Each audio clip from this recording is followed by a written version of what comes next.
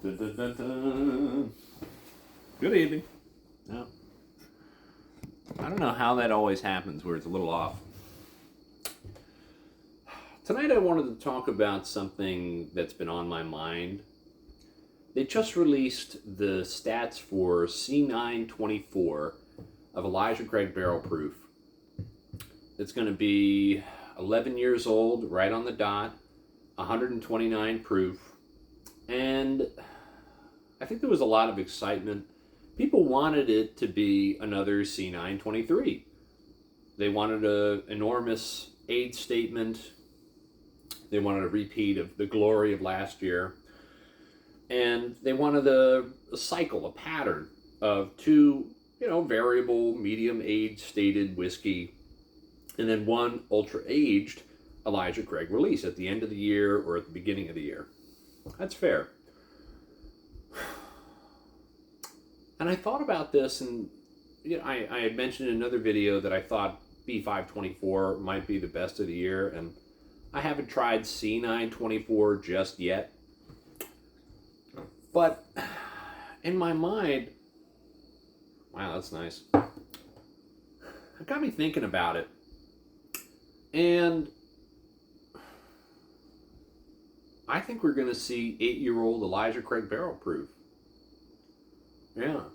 In the future, in the near future. And I'll explain my thoughts why. First things first, what I'm drinking tonight, Elijah Craig Barrel Proof Single Barrel, 8-year-old, The Right Selection, it is called. And it's pretty good.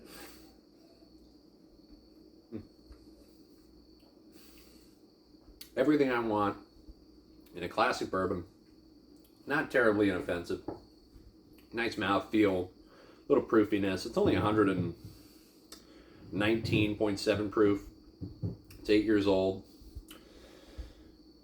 Decent color.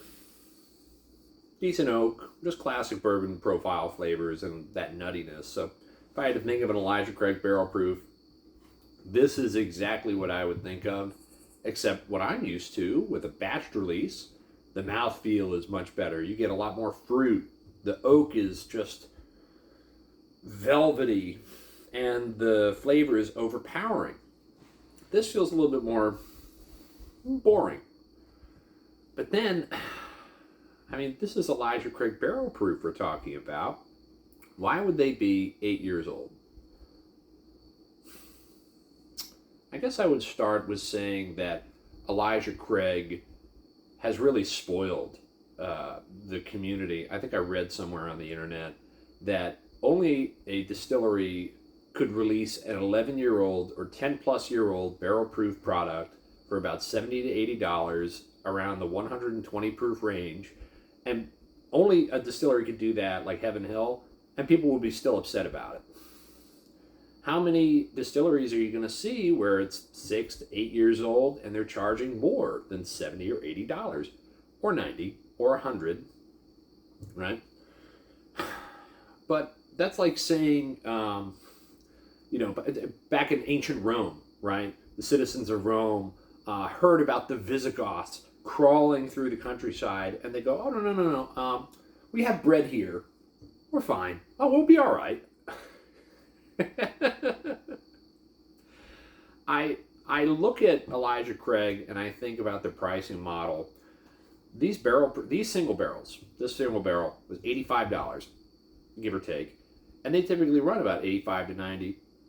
And the prevailing idea behind these and why they're not a good value is for $10 to $15, used to be $10 to $15 less, you could get an Elijah Craig Barrel Proof that was 3 to 4 years older, or I think these get up about as high as almost 11, but usually age stated at 10. So you can get a 12 to 11-year-old bourbon for $10 to $15 less. And they usually taste a lot more depth, a lot more nuance. And so these sit on the shelves. Ever since Elijah Craig started releasing these single barrels, I think they really began to understand how advantageous the logistics behind this can really be. You don't have to batch it. It doesn't have to be a national release. You can save storage. all you need to do is just get people to come in. They pick a barrel. You already have the infrastructure set up. And guess what? You can bottle it. You can send it to their distributor. They pay for it. You don't have to, you cut out the middleman. Almost in every way, you are off ahead by selling a single barrel rather than a batch release. But the pricing stinks. And the age is lower.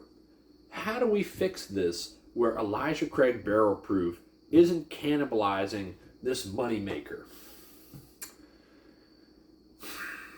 I know, and this is just my pet theory, that the idea behind the variable age statement is to gently, sweetly, with grace and beauty, lower the age of Elijah Craig Barrel Proof to around 6 to 8 or 9 years old and increase the price. And eventually the single barrels will remain at about $85, and these will become the deal. These will become the value. These will be the sought after barrels.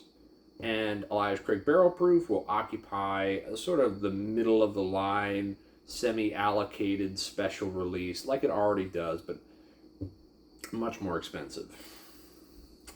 And all the extra higher aged products that Heaven Hill will release will be a few $100s. And then pretty soon, before you even know it, 5, maybe 10 years down the road, people will walk into a liquor store, they'll see Elijah Craig Barrel Proof and go, wow, oh man, they got 7 years on this. Wow, it's almost going to be 9 years on that? That's so old. Whoa. And, well, you know, we can always get, like, the private barrel for 10 years old. Oh, my God. Wouldn't that be amazing? Oh, and by the way, did you hear about that new special release? They're going to release a 12-year-old Parker's Heritage or a 12-year-old Elijah Super Special release. Whoa! And just have this big media snowball that they're going to manage to sell a lot of bottles.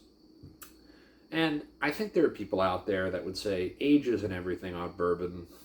I mean, 8-year-old bourbon like this tastes perfectly fine to me. I love it. It's great. There are tricks to the trade. Brown-Forman can do it with their heat-cycled warehouses. Four Roses seems to have this robust yeast in a single-floor rickhouse that 8 or 9-year-old bourbon tastes absolutely stunning at barrel strength for Four Roses. And MGP's no slouch, too. So why the big deal about age? And particularly age with barrel-proof bourbon? Because as the consumer, we are being told that age does not matter. It really doesn't matter in the pricing of these products. You should just base it on the quality of the whiskey inside the bottle. Okay, if it's really, really tasty and it's only 6 years old, you should be willing to pay 80, 90, 70, 100, 115. Doesn't matter what the age of the whiskey is, as long as it tastes good, right? Then that same distillery or those same people will turn around and release an 18-year-old or a 16-year-old or a 14-year-old bourbon and want to charge something like $250, $400, $500 for this bottle. And you ask them, so why exactly is this $250, $500? Oh, because it's extra well aged. Look at all the years that was inside the barrel. We got to make up our costs. Plus, all those extra years in the barrel make it taste extra super special. It's like, what? You're telling us one thing and then it doesn't make any sense. It doesn't make any sense. So, I think it's for the best, actually, that Elijah Craig is going to eventually keep lowering the Elijah Craig barrel proof ages. And you might be asking, like, why is that? You love Elijah Craig barrel proof, and you just made a complaint about the age, right? Because if Elijah Craig barrel proof can get down to 6 to 8 years old, guess what they're going to do? Guess what they're going to do? Guess what Heaven Hill will do? They're going to start releasing 6 to 8 year old single barrels of Larceny, 6 to 8 year old barrels of Bernheim. You don't believe me? Those are $65 right now.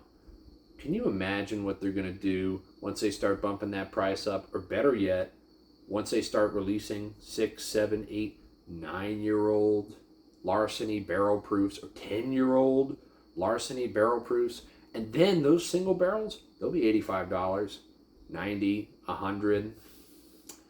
And funny thing about that, all of a sudden those 6 to 8-year-old batch Larcenies will fall to the wayside. You want to know why?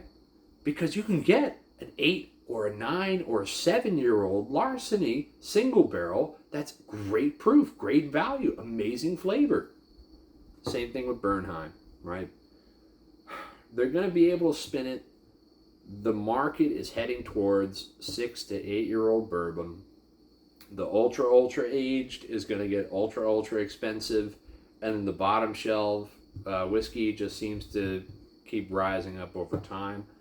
And I'm not going to complain. I think this is great whiskey. It's delicious, but the days of old whiskey flowing through your lips for cheap are behind us. And maybe they've been behind us for quite a long time, and now it's just finally reaching ahead. But it's just sad. It's sad. That's all I got to say. Thank you for listening. I hope you have a wonderful night. And, man, I hope that Elijah Craig is really just gentle with this, and they just slowly bring the age down. And I hope they release, like next year, I hope they release like an 8-year-old or a 9-year-old Elijah Craig that's just out of this world good. And people, the sentiment will just turn right into, wow, Elijah Craig can do it at such a young age. We want more of that. We'll see. Anyway, cheers. Thank you for listening. And have a good night.